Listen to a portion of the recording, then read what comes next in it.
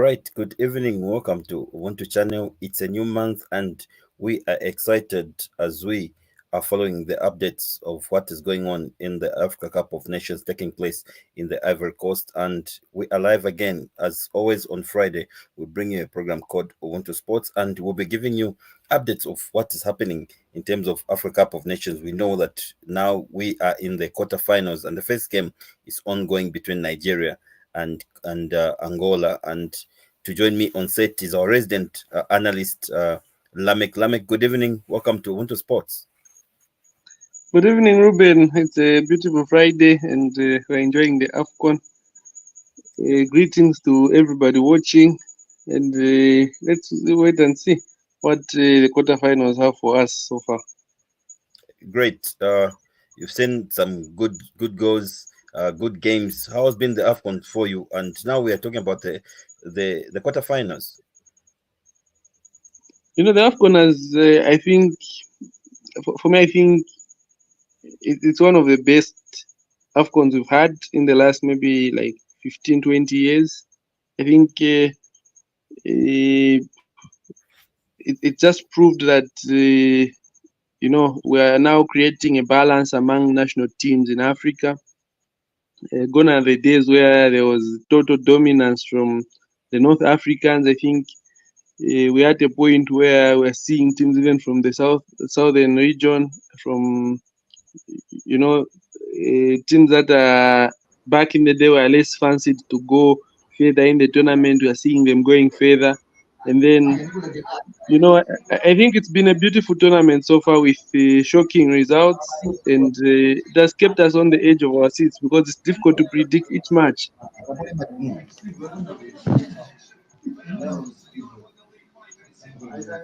All right. And you've seen some surprises. It seems it's an AFCON for underdogs. Yeah, not really. I think we have teams in the quarterfinals such as Nigeria, we have Ivory Coast, we have the DR Congo, we have South Africa, very respectable nations. Yes, we may talk of Mali, Guinea, Cape Verde, Angola, teams that maybe at the start of the tournament nobody would have said or would have fancied these teams reaching the quarterfinals. Looking at the lineup of the teams that were at the start of the tournament, but so far I think it's what is important is teams that are progressing the next round are like taking maybe each game as it comes, planning for each game with key details and trying to execute a plan, getting into the matches with a clear plan of how they can get a result out of it. Great. You've talked about Nigeria. Let's zoom in because now they're playing their first game, the quarterfinals. They're leading by a goal to nil against Angola, and that goal came in the 41st minute and scored by Lukman. Uh, how do you look at this game? First one nil. We've seen games that have been overturned. The game is now in the 52nd minute. Do you see any chance of Angola coming back in this game, or maybe Nigeria being the favorites, we expected to see them in the semi-finals? No, I think Angola are accounting for themselves very, very well. I think Nigeria are not.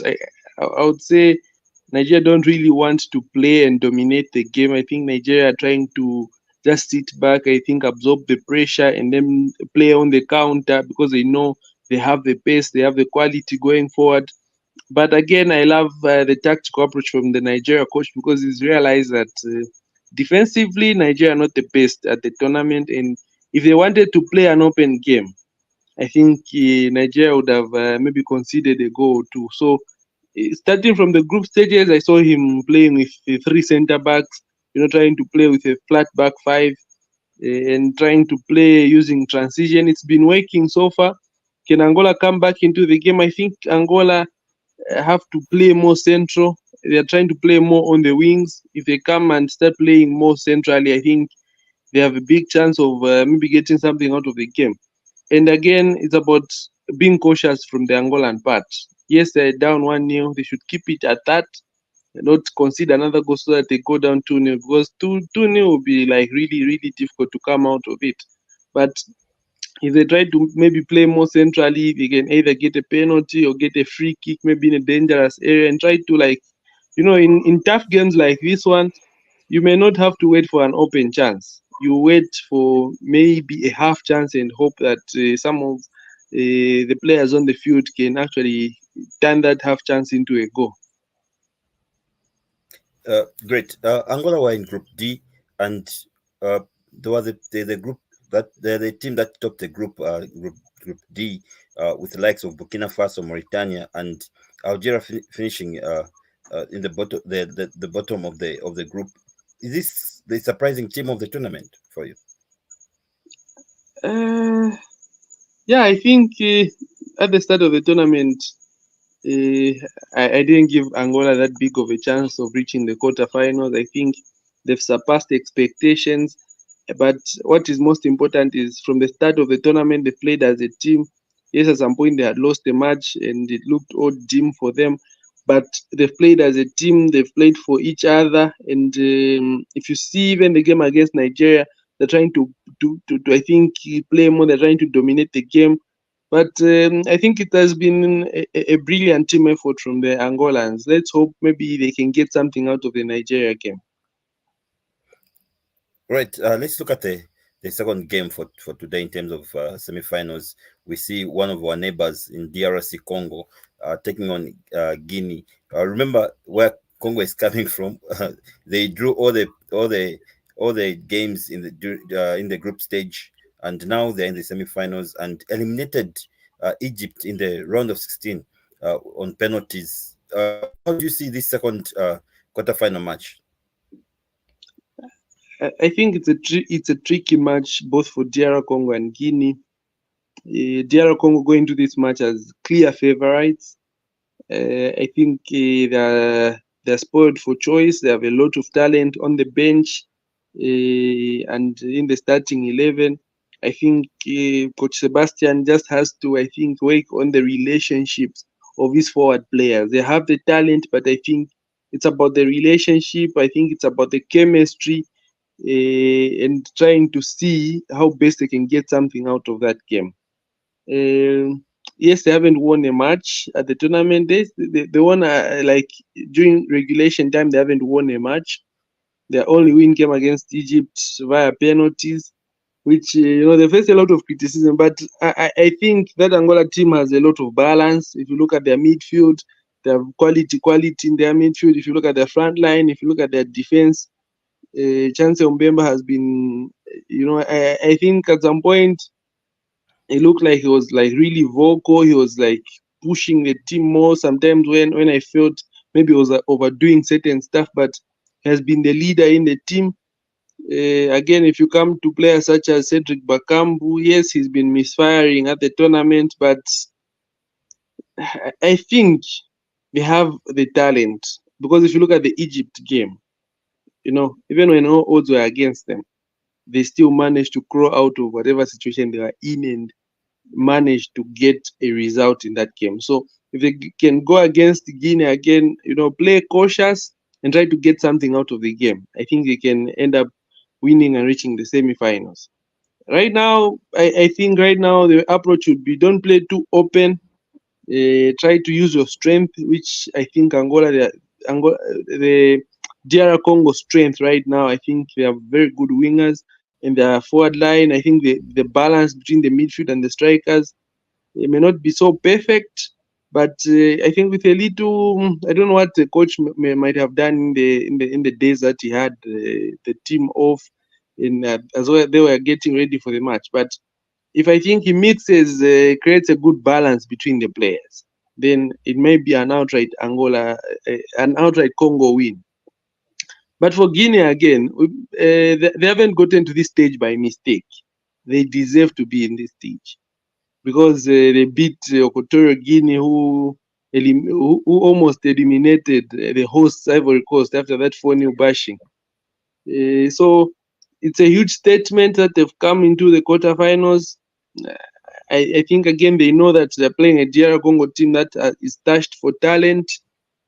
I think they will not throw caution to the wind. I think they'll try to play cautious and try to get something out of the game. But it will be a game of maybe, it may be one of the best games of the tournament if I think both teams try to go at each other. But if both teams try to like maybe sit back, try to wait for an opportunity, then it may not be one of those games that may live up to expectations. Someone was just joking with me that maybe in this AFCON we can see a team that has never won any match in terms of 90 minutes and go all the way and win the Africa Cup of Nations when they're talking about Congo, who have played 4 games and have not won anything, but they're playing quarterfinals. Lameck, how visible is it? Uh, I think the games that Congo has played have all been difficult. If you look at the games against Morocco, the game against Zambia, which I think they dominated. If you look at the game against Tanzania again, and then coming to the quarter to the round of 16, you look at their game against Egypt. They had to dig deep to get something out of that game. They haven't had it easy, but they found a way of getting results. And at a tournament like the AFCON, you don't necessarily need victories to win the tournament. Victories are important, but you need to find a way, a strategy that will get you to the final. If you go defensive, try to hope for penalties, because if you look at the Egypt game, at some point it seemed as though Egypt were hoping that the game goes into penalties because they felt maybe they would win the game through penalties, and unfortunately they lost. So for DR Congo again, they have the talent. I think they've missed quite a lot of decent chances. I think it has not been their plan to go this far without a victory. But if these goalless draws and penalties can get them to the final, who are we to criticize them? It's working, so you can't fix what's not broken. Yeah. Right. Let's continue looking at other games. Tomorrow we've got 2 games and interesting matches. The first game tomorrow, 19 hours Zambian time. Mali takes on Ivory Coast in the first match. A West African derby here. Yeah, a West African affair, a difficult game. For a team like Ivory Coast, I think they're playing on home soil. The new coach of Ivory Coast, I think, beating Senegal was not an easy achievement. Because Senegal, coming out of the group stages with a 100% win record, they go to the round of 16, play a team that, qualified the round of 16 by, by the skin of their teeth. And, Ivory Coast, if you look at their game against Senegal, they showed a lot of character. They showed that they wanted it more. They dominated the game. I think the statement was clear that they had the quality, and then they were ready to play for each other. It's different with how they played the other games. But the Ivory Coast we saw in the round of 16 is a different team to the Ivory Coast that we saw during the group stages. I think they played with a lot more purpose. They put pressure on the Senegalese. But now coming into this Mali game, Mali also, I think Mali has the quality. I think they have a decent midfield. And this game will be mostly the winner of this game is the team that dominates the midfield is a team that may actually go on to win this game. Because if you look at the Ivory Coast midfield, they have like a very good midfield. And then if you look at the match against Senegal, they dominated the midfield. That helped them get a result that they got. So now it will be, I think, a battle of the midfield. Whoever dominates the midfield, I think, has a big chance of getting into the semi-final.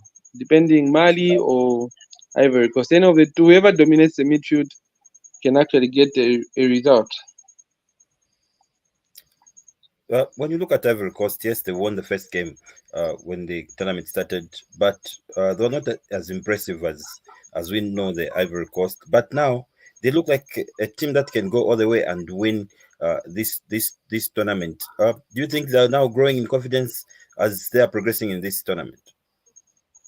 Yeah, I think playing on home soil with massive support from the fans, I think was something that pushed them a lot more to play the way they played in the round of 16. And if you were to judge them by the match that they played against Senegal, I think they played like champions. They played like they needed it more. They played like they owed the fans something important. So if I think the game against Mali, if they're going to go with the same attitude, I think we may see Ivory Coast going very, very far in this tournament. Okay, let's go to the second game that we played tomorrow at 22 hours.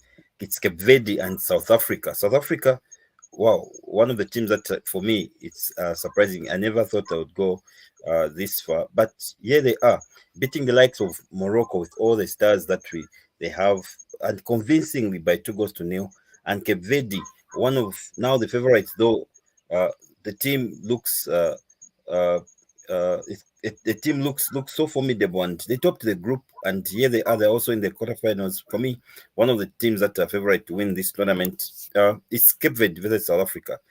What's your prediction, and what do you think will happen in this match? I think that game again will be determined basically on, I think, defensive organization, because South Africa, yes, they're playing more as a team, but South Africa's stronghold is like the midfield. If they get to dominate the game, they get to get a decent result.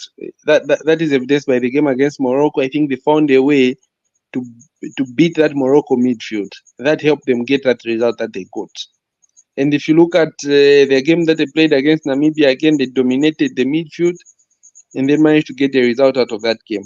But the biggest catch here will be, how are they going to manage to defend the transitions that Cape Verde are playing with? Because Cape Verde are quick in transition. I think they're using their wings more. I think they're playing more as a unit. I think in the final third, they're very lethal. They don't need one-on-one situations to score. They're turning half chances into goals. So it will be up to South Africa and how defensively solid they're going to be in this game in order to get something out of it. Are they going to go for broke and try to defend deep, or maybe they'll try to play it openly and try to dominate the game so they get something out of it that way? It may be difficult, but this I think is the most difficult game to predict on the 4 matches that are being played in the quarterfinal, because it's really unpredictable. But at the end of the day, I think it will be approach and application. The winner, the one who approaches the match right and applies themselves very well, will actually go to the semifinals. All right. So for you now, Nigeria, Angola, DRC, Congo, Guinea, Mali, Ivory Coast, Cape Verde, South Africa. What's your prediction? Who is going to get the ultimate prize at this tournament? I think on top of my head, I think Nigeria are favorites to win, because they've created that balance in that team. With that 5-man defense that they have is like really solid. It's difficult to break. DR Congo as well. I think for DR Congo, they need to find that balance in their front players. If I think they are able to create that balance between the front players, so that I think they start creating decent chances for themselves, they can actually go up to the final. I see DR Congo going maybe up to the final. But if they surpass Guinea, they may actually go up to the final. But they have to jump that hurdle, that Guinea hurdle now. For teams like South Africa, Cape Verde, I think we would give them a shot at the final, but I think maybe semi-final would do for both teams. And for Right, Mali and Ivory Coast, I think they'll have to show a lot more character, especially Ivory Coast. I think they have to show a lot more character. But Ivory Coast playing at home, they have the support of the fans, the millions of Ivorians that want to see the team doing well. So if they play with that, but they need to show a lot more character in order to overcome maybe a DR Congo or Guinea, if they have to progress to the semi-final, so that they have a chance of reaching the final. But it's a difficult game. There's no easy game at the AFCON. At the end of the day, these games are being determined on who prepares the best and who applies themselves the best in that match. Right. Don't you think Ivory Coast playing at home with the home fans, don't you think now it puts them more under pressure because the fans are demanding that results should be taken? It's different from other teams that are just coming to Ivory Coast to play the games. The number of supporters is very small, but you've got the whole country that is surrounding you when you are playing matches. Do you think Ivory Coast is playing under pressure? No, I don't think they're playing under pressure. I think they're playing with a lot more motivation because I feel there's that sense of wanting to give back to the fans. It's not pressure, but it's that sense where you appreciate the loyalty from the fans. They've stood by even at your weakest moment. Now is a time where you need to do something positive for the fans. So kudos to the Ivorian fans for standing behind their team. They've supported this team, but it's up to the team now to deliver for the fans. But playing with pressure, I don't think so. Yes, football is pressure. There's always pressure everywhere, but I don't think Ivory Coast are playing with a lot of pressure. They have the support of the fans. Yes, there's that feel that they need to deliver at all costs, but I think they can get through this. And it's not due to pressure or any other forces, but I think it is maybe just about showing a lot more character, trying to play as a unit because they have the quality and, finding a way. Because at the end of the day, winning these games is about finding what works, finding or creating the right balance in the team that will get you a result. And for Ivory Coast, I think they have that balance. What is just needed is, I think, showing a lot more character. But pressure, I don't think they're playing with a lot of pressure.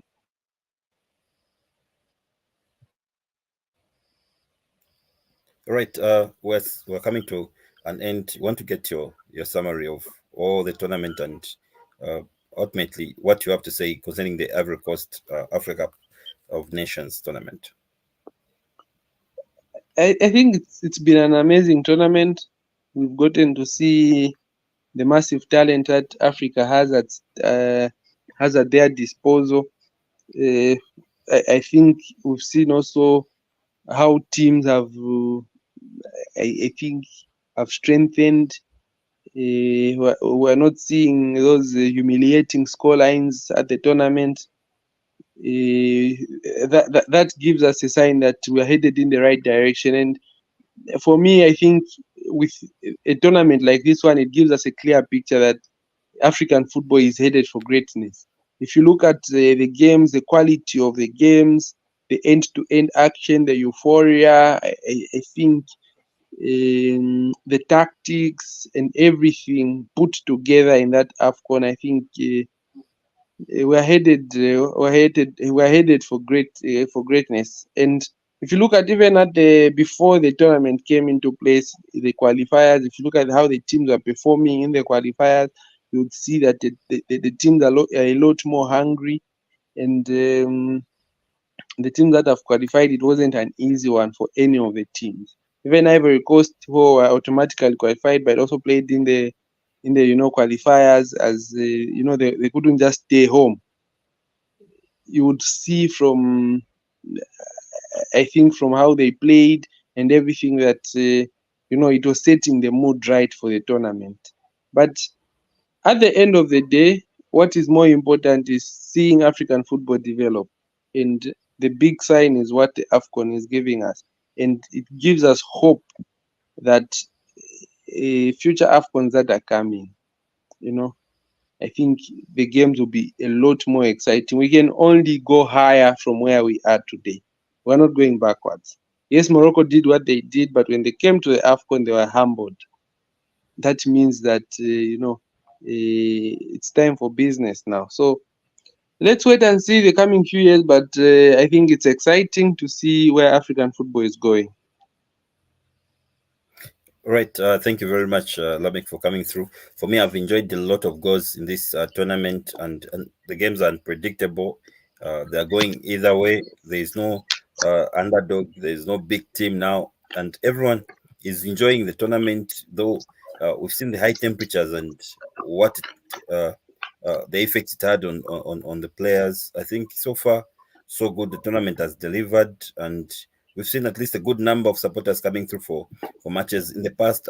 When you watch the Africa Cup of Nations, especially if the hosts are not the ones who are playing or involved in the match, the pitch are empty, or no one seems to be interested in the game. But the story seems to change slowly. I think it's a kudos to CAF, and we've seen a lot of marketing to this tournament, and a lot of people are following it. And we say kudos to the organizers. Lamek, thank you very much for coming. Uh, and to our viewers, this is where we end our Ubuntu Sports for this week. Please join us next week as we come and also talk about what will be happening in the semi-finals and also the final of the Africa Cup of Nations. But for now, we say goodbye and God bless you.